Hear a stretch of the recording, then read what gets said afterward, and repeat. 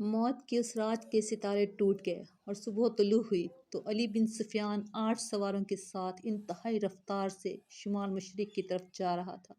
آبادیاں دور پیچھے رہ گئی تھی۔ اسے معلوم تھا فرینک کے ہیڈ کوارٹر تک پہنچنے کا راستہ کون سا ہے۔ رات انہوں نے گھوڑوں کو تھوڑی دیر آرام دیا تھا۔ یہ عربی گھوڑے تھکے ہوئے بھی تازہ دم لگتے تھے۔ دور افق پر کھجور کے درختوں میں علی کو 2 گھوڑے جاتے نظر آئے۔ اس نے اپنی پارٹی کو رستہ بدلنے اور اوٹ میں ہونے کے لیے ٹیلوں کے ساتھ ساتھ ہو جانے کو کہا۔ وہ صحرا کا رازدان تھا، بھٹکنے کا اندیشہ نہ تھا۔ اس نے رفتار اور تیز کر دی۔ اگلے 2 سواروں اور اس کی پارٹی میں کم و بیش 4 میل کا فاصلہ تھا۔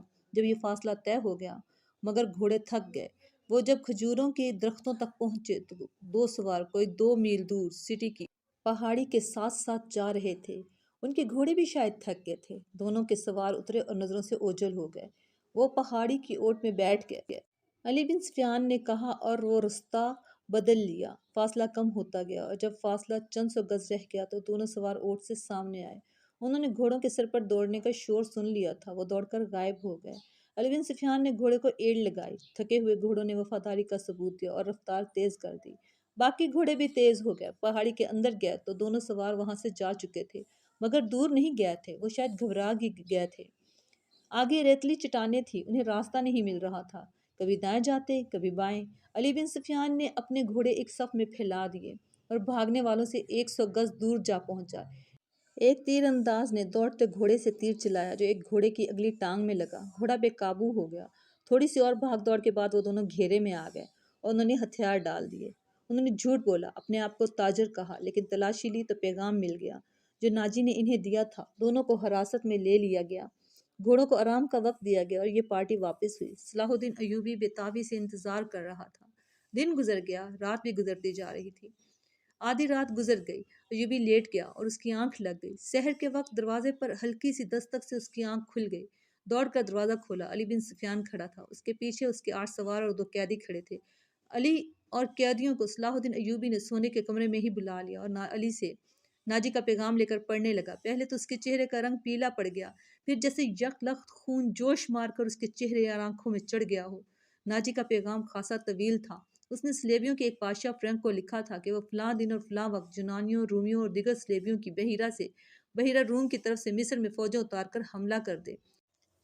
حملے کی اطلاع ملتے ہی 50,000 سوڈانی فوج امیر مصر کے خلاف بغاوت کر دے گی۔ مصر کی نئی فوج حملے اور بغاوت کا بیک وقت مقابلہ کرنے کے قابل نہیں۔ اس کے بعد ناجی نے تمام تر مصر یا مصر کے بڑے حصے کی حکمرانی کی شرط پیش کی تھی۔ صلاح الدین ایوبی نے پیغام لے جانے والے دونوں سواروں کو تہہ خانے کی قید میں ڈال دیا۔ اسی وقت اپنی نئی فوج کا دستہ بھیج کر ناجی اور اس کے 3 نائبین کو ان کے مکانوں میں نظر بند کر کے پہرہ لگا دیا۔ ناجی کے حرم کی تمام عورتیں آزاد کر دی گئی۔ اس کے ذاتی خزانے کو سرکاری خزانے میں ڈال دیا گیا اور ساری کارروائی خفیہ رکھی گئی۔ صلاح الدین ایوبی نے علی بن سفیان کی مدد سے ناجی کے اس خط کو پکڑ لیا، حملے کی تاریخ کو مٹا کر اگلی تاریخ لکھ دی۔ 2 ذہین آدمیوں کو یہ پیغام دے کر شاہ فرینک کی طرف روانہ کر دیا گیا۔ ان آدمیوں کو یہ ظاہر کرنا تھا کہ وہ ناجی کے پیغمبر ہیں۔ انہیں روانہ کر کے اس سوڈانی فوج کو مصری فوج میں مدغم کرنے کا حکم روک لیا۔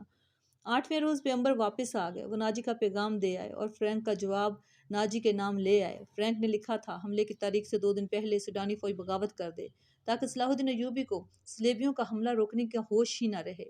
علی بن سفیان نے صلاح الدین ایوبی کی اجازت سے ان 2 پیغمبروں کو نظر بند کر دیا۔ یہ باعزت نظر بندی تھی جس میں ان دونوں کے آرام اور بہترین خوراک وغیرہ کا خصوصی انتظام کیا گیا تھا۔ یہ ایک احتیاطی تدبیر تھی تاکہ یہ راز فاش نہ ہو جائے۔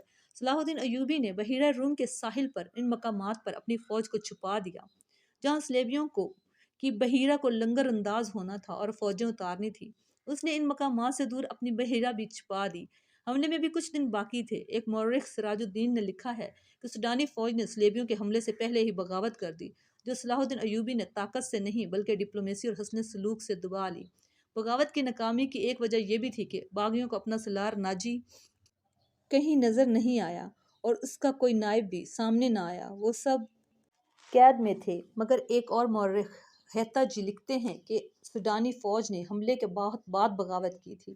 تاہم یہ دونوں مورخ باقی واقعات پر متفق نظر آتے ہیں۔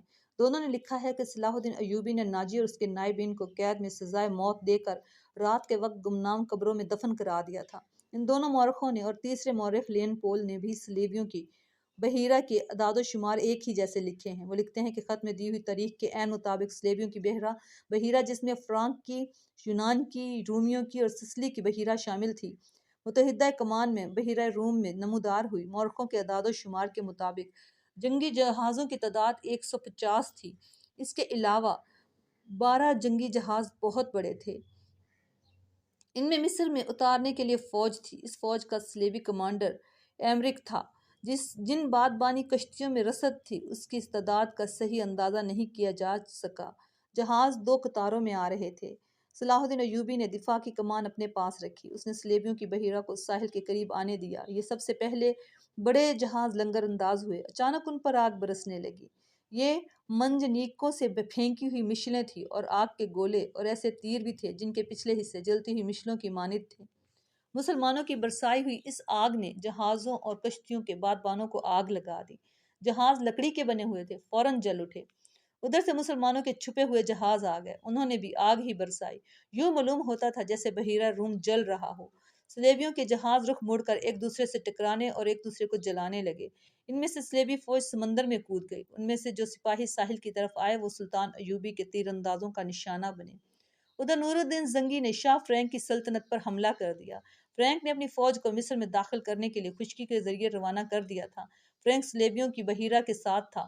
اسے اپنے ملک پر حملے کی اطلاع ملی تو بڑی مشکل سے جان بچا کر اپنے ملک پہنچا، مگر وہاں کی دنیا ہی بدل گئی تھی۔ بحیرہ روم میں صلیبیوں کا متحدہ بیڑا نظر آتش ہو گیا اور فوج جل کر اور ڈوب کر ختم ہو گئی۔ صلیبیوں کا ایک کمانڈر ایملریک بچ گیا۔ اس نے ہتھیار ڈال کر صلح کی درخواست کی جو بہت بڑی رقم کے عوض قبول کر لی گئی۔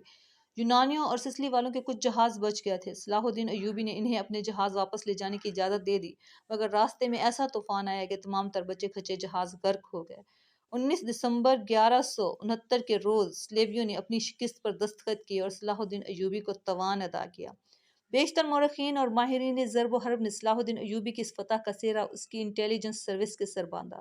رقاصہ زکوئی کا ذکر اس دور کے ایک مراکشی واقعہ نگار اسد الاسدی نے کیا ہے، اور علی بن سفیان کا تعارف بھی اسی واقعہ نگار کی تحریر سے ہوا۔ یہ تو ابتدا تھی۔ صلاح الدین ایوبی کی زندگی پہلے سے زیادہ خطروں میں گھر گئی تھی۔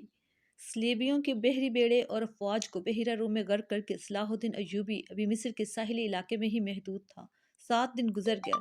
صلیبیوں سے تاوان وصول کیا جا چکا تھا، مگر بحیرہ روم ابھی تک بچے کھچے بحری جہازوں اور کشتیوں کو نگل رہا تھا اور انسانوں کو اگل رہا تھا۔ صلیبی ملاح اور سپاہ جلتے جہازوں سے سمندر میں کود گئی تھی۔ دور سمندر کے وسط میں 7 روز بعد بھی چند ایک جہازوں کے بادبان پھڑپھڑاتے نظر آتے تھے۔ ان میں کوئی انسان نہیں بچا تھا۔ پھٹے ہوئے بادبانوں نے جہازوں کو سمندر کے رحم و کرم پر چھوڑ دیا تھا۔ صلاح الدین ایوبی نے ان کی تلاشی کے لیے کشتیاں روانہ کر دی تھی اور ہدایت دی تھی کہ اگر کوئی جہاز یا کشتی کام کی ہو تو رسوں سے گھسیٹ لائیں، اور جس قابل نہ ہو ان میں سے سامان اور کام کی دیگر چیزیں نکال لائیں۔ اور کشتیاں چلی گئی تھیں۔ جہازوں سے سامان لایا جا رہا تھا۔ ان میں زیادہ تر اسلحہ اور کھانے پینے کا سامان تھا۔ یہ لاشیں، سمندر میں لاشوں کا یہ عالم تھا کہ نہریں انہیں اٹھا اٹھا کر ساحل پر پٹک رہی تھی۔ ان میں کچھ تو جلی ہوئی تھی، کچھ مچھلیوں کی کھائی ہوئی، اور بہت سی ایسی تھی جن میں تیر پہ وس تھے۔ صلاح الدین ایوبی نے صلیبیوں کے تیروں، نیزوں، تلواروں اور دیگر اسلحہ کا معائنہ بڑی غور سے کیا تھا، اور انہیں اپنے اسلحہ کے ساتھ رکھ کر مضبوطی اور مار کا مقابلہ کیا تھا۔ زندہ لوگ بھی تختوں اور ٹوٹی ہوئی کشتیوں پر تیرتے ابھی تک سمندر سے باہر آ رہے تھے۔ ان بھوکے پیاسے تھکے ہارے لوگوں کو لہریں جہاں کہیں ساحل پر لا پھینکتی تھی وہیں نڈال ہو کر گر پڑتے اور مسلمان انہیں پکڑ لاتے تھے۔ ساحل کی میلوں لمبائی میں یہی عالم تھا۔ سلطان ایوبی نے اپنی سپاہ کو مصر کے سارے ساحل پر پھیلا دیا تھا اور انتظام کیا تھا کہ جہاں بھی کوئی قیدی سمندر سے نکلے اسے وہیں خشک کپڑے اور خوراک دی جائے، اور جو زخمی ہو ان کی مرہم پٹی بھی وہیں ہو جائے۔ اس اہتمام کے بعد قیدیوں کو ایک جگہ جمع کیا جا رہا تھا۔ صلاح الدین ایوبی گھوڑے پر سوار ساحلی علاقے میں گھوم پھر رہا تھا۔ وہ اپنے خیمے سے کوئی 2 میل دور نکل گیا۔ آگے چٹانوں کی ایک سمت سمندر اور عقب میں صحرا تھا۔ یہ سرسبز صحرا تھا جہاں کھجور کے علاوہ دوسری اقسام کے صحرائی درخت اور جھاڑیاں تھیں۔ سلطان ایوبی گھوڑے سے اترا اور پیدل چٹانوں کے دامن میں چل پڑا۔ محافظ دستے کے 4 سوار اس کے ساتھ تھے۔ اس نے اپنا گھوڑا محافظوں کے حوالے کیا اور انہیں وہیں ٹھہرنے کو کہا۔ اس کے ساتھ 3 سالار تھے، ان میں اس کا رفیق خاص بہاؤالدین شداد بھی تھا۔ وہ اس معرکے سے ایک ہی روز پہلے عرب سے اس کے پاس آیا تھا۔ انہوں نے بھی گھوڑے محافظوں کے حوالے کیے اور سلطان کے ساتھ ساتھ چلنے لگے۔ موسم سرد تھا، سمندر میں تلاطم نہیں تھا، لہریں آتی تھی اور چٹانوں سے دور ہی سے واپس چلی جاتی تھیں۔ ایوب ٹہلتے ٹہلتے دور نکل گیا اور محافظ دستے کی نظروں سے اوجھل ہو گیا۔ اس کے آگے پیچھے دائیں بائیں ہر طرف اونچی نیچی چٹانیں اور دائیں طرف ساحل کی ریت تھی۔ वो एक चट्टान पर खड़ा हो गया जिसकी बुलंदी 2-2.5 गज थी। उसने बहिराए अरब रूम की तरफ देखा। यूं मालूम होता था जैसे समंदर की नीलाहट सुल्तान अयूबी की नजरों में आंखों में उतर आई हो। उसके चेहरे पर फतह और नुसरत की मुसर्रत थी। उसकी गर्दन कुछ ज्यादा ही तन गई। उसने नाक सुकेड़ कर कपड़ा नाक पर रख लिया और बोला, किस कदर ताफुन है। और सलारों की नजरें साहिल पर घूमने लगी। फड़फड़ाने की आवाज़ें सुनाई दी, फिर हल्की हल्की चीखें और सीटियां सी सुनाई दी। ऊपर से 3-4 गिद्ध पर फैलाए उतरते दिखाई दे और चट्टान की ओर में जिधर साहिल था उतर गए। यूबी ने कहा, लाशें हैं। उधर गया तो 15-20 गज दूर गिद्ध 3 लाशों को खा रहे थे। एक गिद्ध एक खोपड़ी पंजों में दबोच कर उड़ा और जब फिजा में चक्कर काटा तो खोपड़ी उसके पंजों से छूट गई और अयूबी के सामने आन गिरी।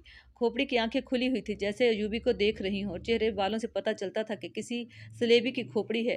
अयूबी कुछ देर खोपड़ी को देखता रहा, फिर उसने सलारों की तरफ देखा और कहा कि इन लोगों की खोपड़ियां मुसलमानों की खोपड़ियों से बेहतर हैं। ये इन खोपड़ियों का कमाल है कि हमारी खिलाफत औरत और शराब की नज़र होती जा रही है। सलेबी चूहों की तरह सल्तनत इस्लामिया को हड़प करते चले जा रहे हैं, एक सलार ने कहा, और हमारे बादशाह उन्हें जजिया दे रहे हैं। शहदाद ने कहा, फ़लस्तीन पर सलेबी काबिज हैं सुल्तान। क्या हम उम्मीद रख सकते हैं कि हम फ़लस्तीन से उन्हें निकाल सकेंगे?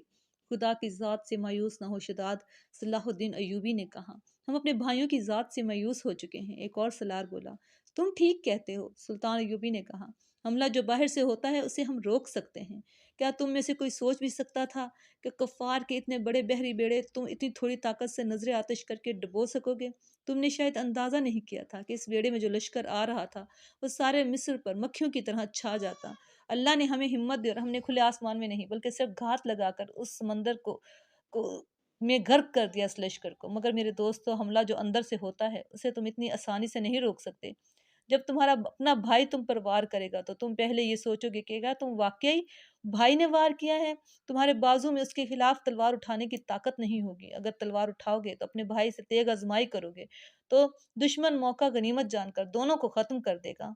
वो आहिस्ता आहिस्ता साहिल पर चट्टान के साथ जा रहा था। चलते चलते रुक गया, झुककर रेत से कुछ उठाया, हथेली पर रखकर सबको दिखाया। ये हथेली जितनी बड़ी स्लेब थी जो स्याह लकड़ी की बनी हुई थी।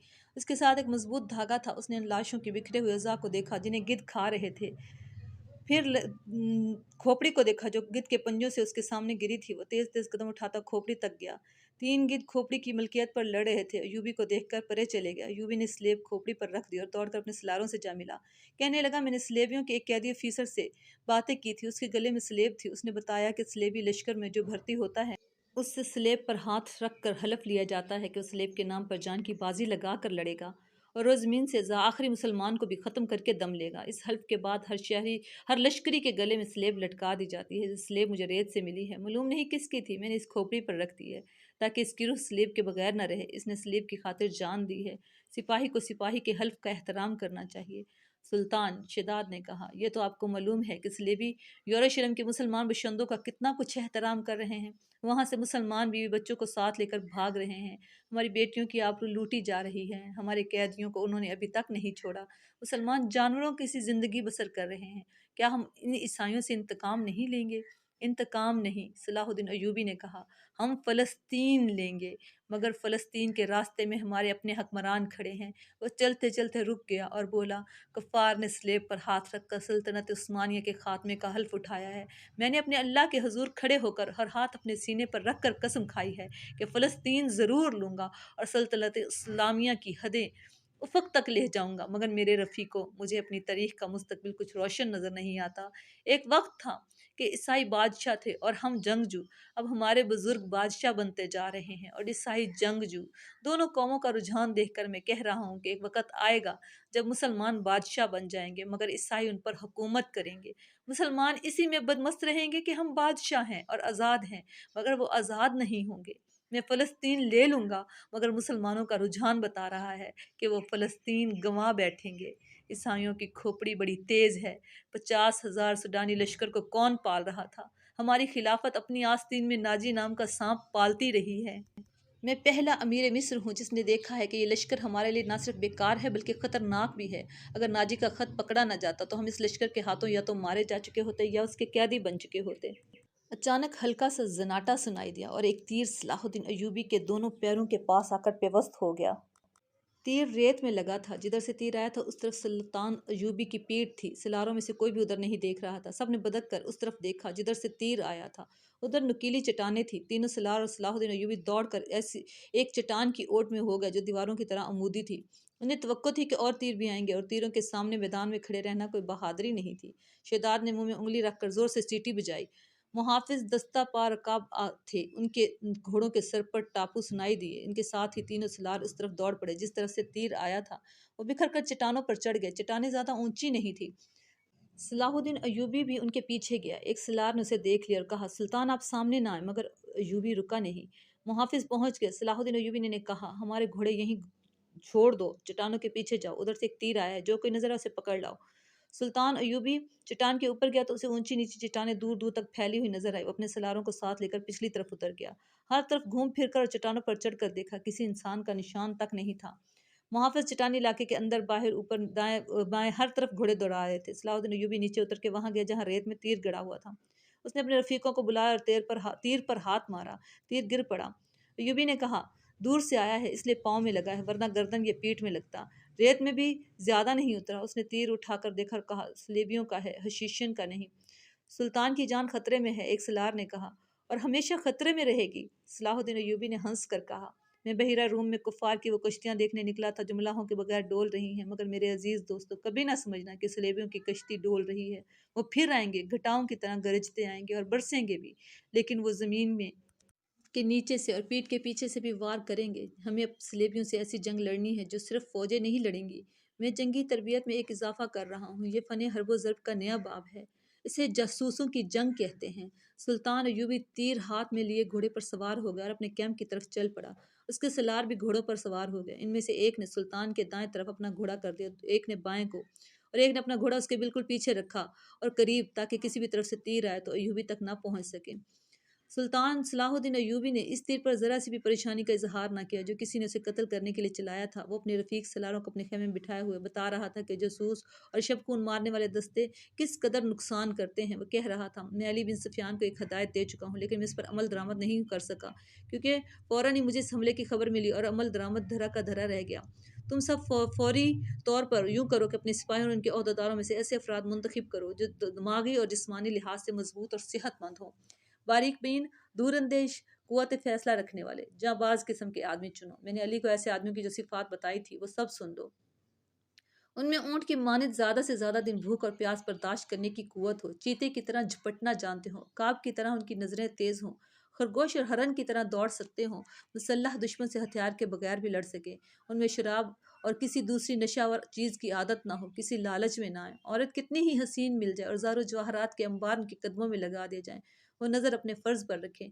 अपने दोस्तों और उनके कमानदारों को ख़ास तौर पर जहन नशीन करा दें कि ईसाई बड़ी ही खूबसूरत और जवान लड़कियों को जासूसी के लिए और फ़ौजों में बेतमानी फैलाने के लिए और अस्करियों के जज्बे के लिहाज से बेकार करने के लिए इस्तेमाल कर रहे हैं। मैंने मुसलमानों में ये कमज़ोरी देखी है कि औरत के आगे अपने हथियार डाल देते हैं। मैं मुसलमान औरत को इन मकासद के लिए दुश्मन के इलाके में कभी नहीं भेजूंगा। हम असमतों के मुहाफिज हैं, असमत को हथियार नहीं बनाएंगे। अली बिन सुफियान ने चंद एक लड़कियां रखी हुई हैं, लेकिन वो मुसलमान नहीं, वो ईसाई भी नहीं, मगर मैं औरत का कायल नहीं। मुहाफिज दस्ते का कमांडर खेमे में आया और इतला दी कि मुहाफिज कुछ लड़कियों और आदमियों को साथ लाए हैं। सुल्तान अयूबी बाहर निकला, उसके तीनों सलार भी साथ थे। बाहर 5 आदमी खड़े थे जिनके लंबे चोगे दस्तारें और डेल डोल बता रही थी कि ताजर हैं और सफ़र में हैं। उनके साथ 7 लड़कियां थीं, सातों जवान थी और एक से एक बढ़कर खूबसूरत। इन मुहावजों में एक ने, जो सुल्तान पर तीर चलाने वाले की तलाश में गए थे, बताया कि उन्होंने तमाम इलाका छान मारा, इन्हें कोई आदमी नजर नहीं आया। दूर पीछे गया तो ये लोग 3 ऊँटों के साथ डेरा डाले हुए थे। क्या इनकी तलाशी ली है? एक सलार ने कहा, ली है। मुहाफिज ने जवाब दिया, ये कहते हैं कि ताजर हैं, इनका सारा सामान खुलवा कर देखा है, जामा तलाशी भी ली है, इनके पास इन खंजरों के सिवा और कोई हथियार नहीं।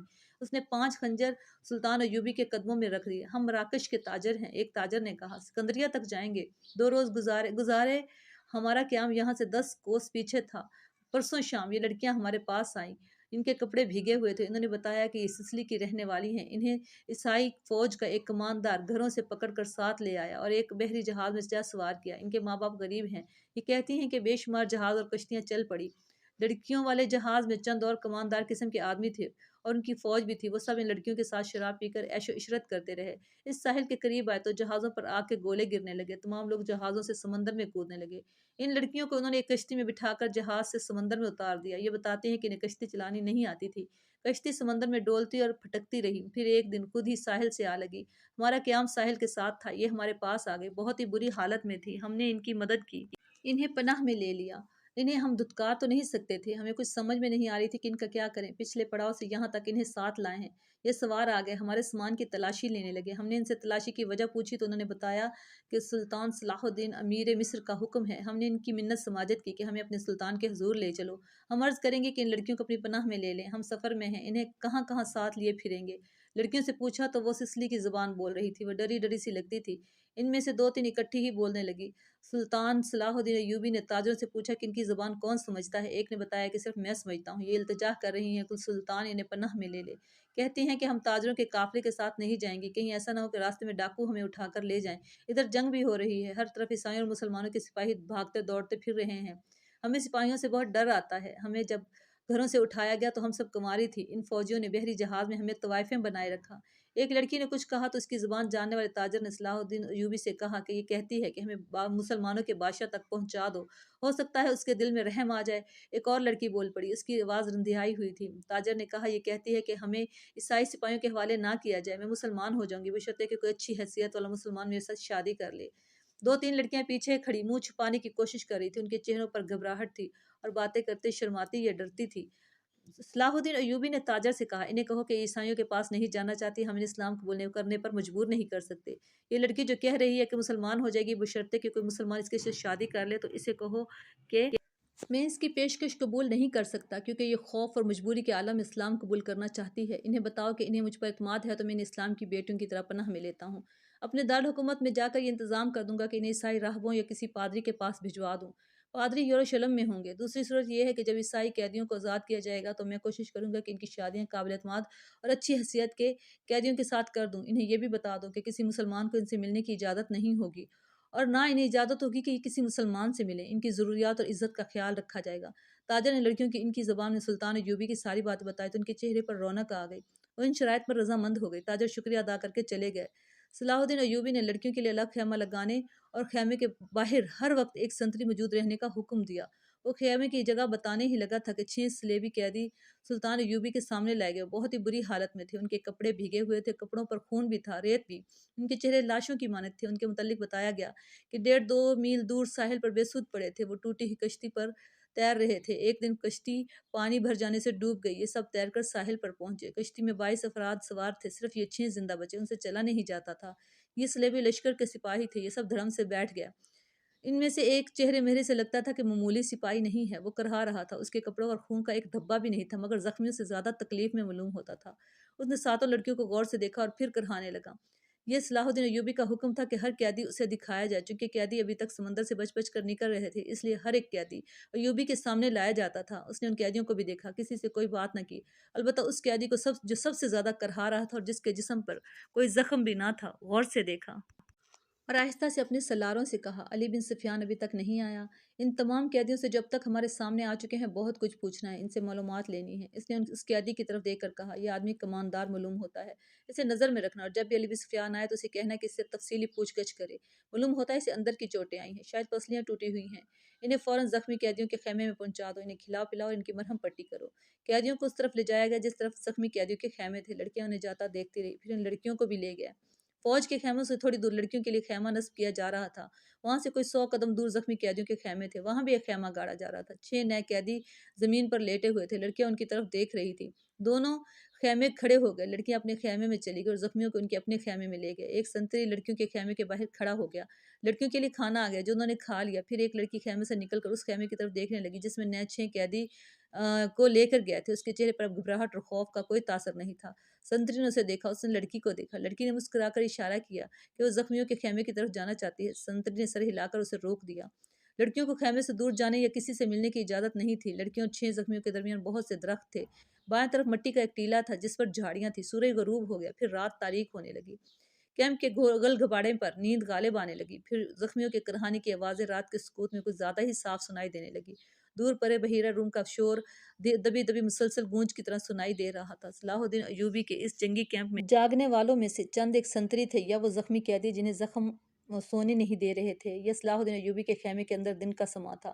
وہاں کسی کو بھی نیند نہیں آئی تھی۔ سلطان ایوبی کے 3 سالار اس کے پاس بیٹھے تھے اور باہر محافظ دستہ بیدار تھا۔ سلطان ایوبی نے ایک بار پھر کہا، علی بن سفیان ابھی تک نہیں آیا۔ اس کے لہجے میں تشویش تھی۔ اس نے کہا، اس کا قاصد بھی نہیں آیا؟ اگر کوئی گڑبڑ ہوتی تو اطلاع آ چکی ہوتی۔ ایک سالار نے کہا، معلوم ہوتا ہے وہاں سب ٹھیک ہے۔ امید تو یہی رکھنی چاہیے، صلاح الدین ایوبی نے کہا، لیکن 50,000 کے لشکر نے بغاوت کر دی تو سنبھالنا مشکل ہو جائے گا۔ وہاں ہماری نفری 1,500 سوار اور 2,700 پیادہ ہیں۔ ان کے مقابلے میں سوڈانی بہتر اور تجربہ کار عسکری ہیں اور تعداد میں بھی بہت زیادہ ہیں۔ ناجر اس کے سازشی ٹولے کے خاتمے کے بعد بغاوت ممکن نظر نہیں آتی۔ ایک اور سالار نے کہا، قیادت کے بغیر سپاہی بغاوت نہیں کریں گے۔ پیش بندی ضروری ہے، صلاح الدین ایوبی نے کہا، لیکن علی آ جائے تو پتہ چلے کہ پیش بندی کس قسم کی جائے۔ صلیبیوں کے روکنے کے لیے تو سلطان ایوبی خود آیا تھا، لیکن دارالحکومت میں سوڈانی فوج کی بغاوت کا خطرہ تھا۔ علی بن سفیان کو سلطان ایوبی نے وہیں چھوڑ دیا تھا تاکہ وہ سوڈانی لشکر پر نظر رکھے اور بغاوت کو اپنے خصوصی فن سے دبانے کی کوشش کرے۔ اسے اب تک صلاح الدین ایوبی کے پاس آ کر وہاں کے احوال اور کوائف بتانے تھے، مگر وہ نہیں آیا تھا، جس سے سلطان ایوبی بے چین ہوا جا رہا تھا۔ وہ جب اپنے سالاروں کے ساتھ قہرہ کی صورتحال کے متعلق باتیں کر رہا تھا، اس کا تمام کیمپ گہری نیند سو چکا تھا، مگر 7 لڑکیاں جاگ رہی تھیں جنہیں سلطان ایوبی نے پناہ میں لے لیا تھا۔ ایک بار سنتری نے خیمے کا پردہ اٹھا کر دیکھا، اندر دیا جل رہا تھا۔ پردہ ہٹتے ہی لڑکیاں خراٹے لینے لگی۔ سنتری نے دیکھا کہ وہ پوری 7 ہیں اور سو رہی ہیں تو اس نے پردہ گرا دیا اور خیمے کے ساتھ لگ کر بیٹھ گیا۔ خیمے کے پردے کے ساتھ جو لڑکی تھی، اس نے نیچے سے پردہ ذرا سا ہٹایا اور ساتھ والی کو آہستہ سے بتایا کہ وہ بیٹھ گیا ہے۔ ساتھ والی نے اگلی لڑکی کے کان میں کہا کہ وہ بیٹھ گیا ہے۔ اسی طرح کانوں پہ یہ اطلاع 7ویں لڑکی تک پہنچ گئی کہ سنتری بیٹھ گیا ہے۔ ایک لڑکی جو خیمے کے دوسرے دروازے کے ساتھ تھی آہستہ سے اٹھ بیٹھی اور بستر سے نکل گئی۔ بستر زمین پر بچھے تھے، اس نے اوپر لینے والے کمبل اس طرح بستر پہ پھیلا دیے جیسے ان کے نیچے لڑکی لیٹی ہو۔ وہ پاؤں سرکتی خیمے کے دروازے تک گئی، پردہ ہٹایا اور باہر نکل گئی۔ باقی سب 6 لڑکیوں نے آہستہ آہستہ خراٹے لینے شروع کر دیے۔ سنتری کو معلوم تھا کہ اس منظر سے بچ کر نکلی پناہ گزین لڑکیاں ہیں، کوئی خطرناک قیدی تو نہیں۔ وہ بیٹھ کر اونگتا رہا۔ لڑکی دبے پاؤں ایسے رخ پر ٹیلے کی طرف بھاگی جس رخ سے اس کے اور سنتری کے درمیان خیمہ حائل رہا۔ ٹیلے کے پاس پہنچ کر اس نے اس خیمے کا رخ کر لیا جس میں 6 نئے قیدی رکھے گئے تھے۔ رات تاریک تھی، وہاں کچھ درخت تھے۔ سنتری اب ادھر دیکھتا بھی تو اسے لڑکی نظر نہ آتی۔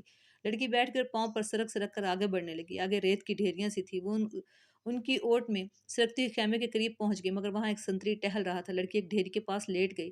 سنتری اسے سیاہ سائے کی طرح نظر آ رہا تھا۔ اب 2 سنتریوں کے درمیان تھی، ایک اس کے اپنے خیمے کا اور دوسرا زخمی کے خیمے کا۔ ڈر یہ تھا کہ زخمیوں کا سنتری اس کی طرف آ گیا تو وہ پکڑی جائے گی۔ بہت دیر انتظار کے بعد سنتری دوسرے زخمیوں کی طرف چلا گیا۔ لڑکی ہاتھوں اور گھٹنوں کے بل چلتی خیمے تک گئی، پردہ اٹھا کر اندر چلی گئی۔ اندر اندھیرا تھا، 2-3 زخمی آہستہ آہستہ کرہا رہے تھے۔ شاید ان میں سے کسی نے خیمے کا پردہ اٹھتا دیکھ لیا تھا۔ اس نے نحیف آواز میں پوچھا، کون ہے؟ لڑکی نے منہ سے شش کی لمبی آواز نکالی اور سرگوشی میں پوچھا، رابن کہاں ہے؟ اسے جواب ملا، ادھر سے، تیسری طرف۔ لڑکی نے تیسرے آدمی کے پاؤں ہلائے تو آواز آئی، کون ہے؟ لڑکی نے جواب دیا، موبی۔ رابن اٹھ بیٹھا، ہاتھ لمبا کر کے لڑکی کو بازو سے پکڑا اور اپنے بستر میں گھسیٹ لیا۔ اسے اپنے پاس لٹا کر اوپر کمبل ڈال دیا تاکہ سنتری وہ آئے تو اس کو دیکھ نہ سکے کہ اس کے ساتھ کوئی اور بھی لیٹا ہوا ہے۔ اس نے لڑکی کو اپنے ساتھ لگا لیا اور کہا، میں اس اتفاق پر حیران ہو رہا ہوں کہ ہماری ملاقات ہو گئی۔ یہ ایک معجزہ ہے جس سے ظاہر ہوتا ہے خدا یسوع مسیح کو ہماری کامیابی منظور ہے۔ ہم نے بہت بری شکست کھائی ہے، لیکن یہ سب دھوکہ تھا۔ یہ وہی زخمی قیدی تھا جو دوسروں سے الگ تھلگ اور چہرے میرے اور جسم جثے سے معمولی سپاہی نہیں بلکہ اعلیٰ رتبے کا لگتا تھا۔ صلاح الدین ایوبی نے بھی کہا تھا کہ یہ کوئی معمولی سپاہی نہیں، اس پر نظر رکھنا۔ علی بن سفیان اسے تفتیش اور تحقیقات کرے گا۔ تم کتنے کچھ زخمی ہو؟ لڑکی نے اس سے پوچھا۔ کوئی ہڈی تو نہیں ٹوٹی؟ میں بالکل ٹھیک ہوں، رابن نے جواب دیا، خراش تک نہیں آئی۔ انہیں بتایا ہے کہ اندر کی چوٹیں اور سینے کے اندر شدید درد ہے، لیکن میں بالکل تندرست ہوں۔ پھر یہاں کیوں آ گئے؟ لڑکی نے پوچھا۔ میں نے بہت کوشش کی کہ مصر میں داخل ہو جاؤں، سوڈانی لشکر تک پہنچ سکوں، لیکن ہر طرف اسلامی فوج پھیلی ہوئی ہے، کوئی راستہ نہیں ملا۔ ان 5 زخمیوں کو اکٹھا کیا اور ان کے ساتھ زخمی بن کر یہاں آ گیا۔ اب فرار کی کوشش کروں گا جو ابھی ممکن نظر نہیں آتی۔ اس نے ذرا غصے سے کہا، مجھے 2 سوالوں کا جواب دو۔ ایوبی کو میں نے زندہ دیکھا ہے، کیوں؟ کیا تیر ختم ہو گئے تھے یا وہ حرام خور بزدل ہو گئے ہیں؟ اور دوسرا سوال یہ ہے کہ تم 7 کی 7 لڑکیاں مسلمانوں کی قید میں کیوں آ گئی؟ کیا وہ 5 مر گئے ہیں یا بھاگ گئے ہیں؟ وہ زندہ ہے، رابن موبی نے کہا۔ تم کہتے ہو خدا یسوع مسیح کو ہماری کامیابی منظور ہے، لیکن میں کہتی ہوں کہ ہمارا خدا ہمیں کسی گناہ کی سزا دے رہا ہے۔ صلاح الدین اس لیے زندہ ہے کہ تیر اس کے پیروں کے درمیان ریت میں لگا تھا۔ کیا تیر کسی لڑکی نے چلایا تھا؟ رابن نے پوچھا۔ کرسٹوفر کہاں تھا؟ اس نے چلایا تھا مگر کرسٹوفر کا تیر خطا گیا؟ رابن نے حیرت سے تڑپ کر پوچھا۔ وہ کرسٹوفر جس کی تیر اندازی نے شاہ اگسٹس کو حیران کر دیا اور اس کی ذاتی تلوار انعام میں پائی۔ یہاں آ کر اس کا نشانہ اتنا چوک گیا کہ 6 فٹ لمبا اور 3 فٹ چوڑا صلاح الدین اس کے تیر سے بچ گیا۔ بدبخت کے ہاتھ ڈر سے کانپ گئے ہوں گے۔ فاصلہ زیادہ تھا، موبی نے کہا، اور کرسٹوفر کہتا تھا کہ تیر کمان سے نکلنے ہی لگا تھا کہ کھلی ہی آنکھ میں مچھر پڑ گیا۔ اس حالت میں اس کا تیر نکل گیا۔ پھر کیا ہوا؟ جو ہونا چاہیے تھا، موبی نے کہا۔ صلاح الدین ساحل پر گیا تھا تو اس کے ساتھ 3 کمانڈر تھے اور 4 محافظوں کا دستہ تھا۔ وہ ہر طرف پھیل گئے۔ یہ تو ہماری خوش قسمتی تھی کہ علاقہ چٹانی تھا۔ کرسٹوفر بچ کے نکل آیا اور پھر ہمیں اتنا وقت مل گیا کہ ترکش اور کمان تیر میں دبا کر اوپر اونٹ بٹھا دیے۔ سپاہی آ گئے تو کرسٹوفر نے انہیں بتایا کہ وہ 5 مراکش کے تاجر ہیں اور یہ لڑکیاں سمندر سے نکل کر ہماری پناہ میں آئی ہیں۔ مسلمان سپاہیوں نے ہمارے سامان کی تلاشی لی، انہیں تجارتی سامان کے سوا کچھ بھی نہ ملا۔ وہ ہم سب کو سلطان ایوبی کے سامنے لے آئے۔ ہم نے یہ ظاہر کیا کہ ہم سسلی زبان کے سوا اور کوئی زبان نہیں جانتی۔ کرسٹوفر نے ایوبی سے کہا کہ وہ ہماری زبان جانتا ہے۔ ہم ساتوں لڑکیوں نے چہروں پر گھبراہٹ اور خوف پیدا کر لیا۔ موبی نے رابن کو وہ ساری باتیں سنائی جو صلاح الدین ایوبی کے ساتھ ہوئی تھی۔ یہ 7 لڑکیاں اور 5 آدمی جو مراکشی تاجروں کے بھیس میں تھے، حملے سے 2 روز پہلے ساحل پر اتارے گئے تھے۔ 5واں آدمی صلیبیوں کے تجربہ کار جاسوس اور کمانڈو تھے۔ لڑکیاں بھی جاسوس تھیں۔ جاسوسی کے علاوہ ان کے ذمہ یہ کام بھی تھا کہ مسلمانوں کو سلاروں کو اپنے جال میں پھانسیں۔ وہ خوبصورت تو تھی ہی، انہیں جاسوسی اور ذہنوں کی تخریب کاری کی خاص ٹریننگ دی گئی تھی۔ اس ٹریننگ میں اداکاری خاص طور پر شامل تھی۔ 5 مردوں کا یہ مشن تھا کہ صلاح الدین ایوبی کو ختم کرنا اور ناجی کے ساتھ رابطہ رکھنا۔ یہ لڑکیاں مصر کی زبان روانی سے بول سکتی تھی لیکن انہیں ظاہر نہیں ہونے دیا۔ راون اس شعبے کا سربراہ تھا، اسے ناجی تک پہنچنا تھا، مگر صلاح الدین ایوبی اور علی بن سفیان کی چال نے یہاں کے حالات کا رخ ہی الٹا کر دیا تھا۔ کیا تم صلاح الدین کو جال میں نہیں پھانس سکتی؟ ابھی تو یہاں پہلی رات ہے، موبی نے کہا۔ اس نے ہمارے متعلق جو فیصلہ دیا ہے اگر وہ سچے دل سے دیا تو اس کا مطلب یہ ہے کہ وہ مرد نہیں پتھر ہے۔ اگر اسے ہمارے ساتھ کوئی دلچسپی ہوتی تو کسی ایک لڑکی کو اپنے خیمے میں بلا لیتا۔ اسے قتل کرنا بھی آسان نہیں۔ وہ ایک ہی بار ساحل پر آیا تھا مگر تیر خطا گیا۔ وہ سلاروں اور محافظوں کے نرغے میں رہتا ہے۔ ادھر ایک سنتری ہمارے سر پر کھڑا ہے اور محافظوں کے پورے دستے نے صلاح الدین کے خیمے کو گھیر رکھا ہے۔ وہ 5 کہاں ہیں؟ رابن نے پوچھا۔ تھوڑی دور ہیں، موبی نے جواب دیا، وہ ابھی یہیں رہیں گے۔ سنو موبی، رابن نے کہا، اس شکست نے مجھے پاگل کر دیا ہے۔ میرے ضمیر پر اتنا بوجھ آ پڑا ہے جسے شکست کی ذمہ داری مجھ پر عائد ہوتی ہے۔ سلیب پر ہاتھ رکھ کر حلف تو سب سے لیا گیا ہے مگر لیکن ایک سپاہی کے حلف میں اور میرے حلف میں زمین آسمان جتنا فرق ہے۔ میرے رتبے کو سامنے رکھو، میرے فرائض کو دیکھو۔ آدھی جنگ مجھے زمین کے نیچے سے اور پیٹھ کے پیچھے سے وار کر کے جیتنی تھی مگر میں اور تم 7 اور وہ 5 اپنا فرض ادا نہیں کر سکے۔ مجھ سے یہ سلیب جواب مانگ رہی۔ اس نے گلے میں ڈالی سلیب ہاتھ میں لے کر کہا، میں اسے اپنے سینے سے جدا نہیں کر سکتا۔ اس نے موبی کی سلیب بھی اپنے ہاتھ میں لے لی اور کہا کہ تم اپنے ماں باپ کو دھوکہ دے سکتی ہو، اس سلیب سے آنکھیں نہیں چرا سکتی۔ اس نے جو فرض تمہیں سونپا ہے وہ پورا کرو۔ خدا نے تمہیں جو حسن دیا ہے وہ چٹانوں کو پھاڑ کر تمہیں رستہ دے دے گا۔ میں تمہیں پھر کہتا ہوں کہ ہماری اچانک اور غیر متوقع ملاقات اس بات کا ثبوت ہے کہ ہم کامیاب ہوں گے۔ ہمارا لشکر بحیرہ روم کے اس پار اکٹھے ہو رہے ہیں۔ جو مر گئے سو مر گئے، جو زندہ ہیں وہ جانتے ہیں کہ یہ قسط نہیں، دھوکہ تھا۔ تم اپنے خیمے میں واپس جاؤ اور ان لڑکیوں سے کہو کہ خیمے میں نہ پڑی رہیں، بار بار صلاح الدین ایوبی سے ملیں اور اس کے سلاروں سے ملیں، بے تکلفی پیدا کریں، مسلمان ہو جانے کا جھانسا دیں۔ آگے وہ جانتے ہیں کہ انہیں کیا کرنا ہے۔ سب سے پہلے تو یہ معلوم کرنا ہے کہ یہ ہوا کیا۔ موبی نے کہا، کیا سوڈانیوں نے ہمیں دھوکہ دیا ہے؟ میں یقین کے ساتھ کچھ نہیں کہہ سکتا۔ رابن نے کہا، میں نے حملے سے بہت پہلے مصر میں پھیلائے ہوئے اپنے جاسوسوں سے جو معلومات حاصل کی تھی وہ یہ ہے کہ صلاح الدین ایوبی کو سوڈانیوں کے 50,000 محافظ لشکر پر بھروسہ نہیں، حالانکہ یہ مسلمانوں کے واسطۂ مصر کی اپنی فوج ہے۔ ایوبی نے آ کر مصری فوج تیار کر لی ہے۔ سوڈانی اس میں شامل نہیں ہونا چاہتے۔ ان کے کمانڈر ناجی نے ہم سے مدد طلب کی تھی۔ میں نے اس کا خط دیکھا تھا اور میں نے تصدیق کی تھی یہ خط ناجی ہی کا ہے اور اس میں کوئی دھوکہ نہیں، مگر ہمارے ساتھ ہماری تاریخ کا سب سے بڑا دھوکہ ہوا ہے۔ مجھے یہ معلوم کرنا ہے کہ یہ ہوا کیسے، کس نے کیا۔ میں یہ چھان بین کیے بغیر واپس نہیں جا سکتا۔ شاہ اگسٹس نے بڑے فخر سے کہا تھا کہ میں مسلمانوں کے گھروں کے اندر کے بھید معلوم کر کے ان کی بنیادیں ہلا دوں گا۔ اب تصور کرو موبی، شہنشاہ کے دل پر کیا گزر رہی ہوگی، وہ مجھے سزائے موت سے کیا کم سزا دے گا۔ سلیب کا قہر الگ مجھ پر نازل ہوگا۔ میں سب جانتی ہوں، موبی نے کہا، جذباتی باتیں نہ کرو، عمل کی بات کرو، مجھے بتاؤ میں کیا کروں۔ رابن کے اعصاب پر اپنا فرض اور شکست کا احساس اس حد تک غالب تھا کہ اسے یہ بھی احساس نہیں تھا کہ موبی جیسی دلکش لڑکی جس کے ایک ایک نقش میں شراب کا طلسم بھرا ہوا ہے اس کے سینے سے لگی ہوئی ہے۔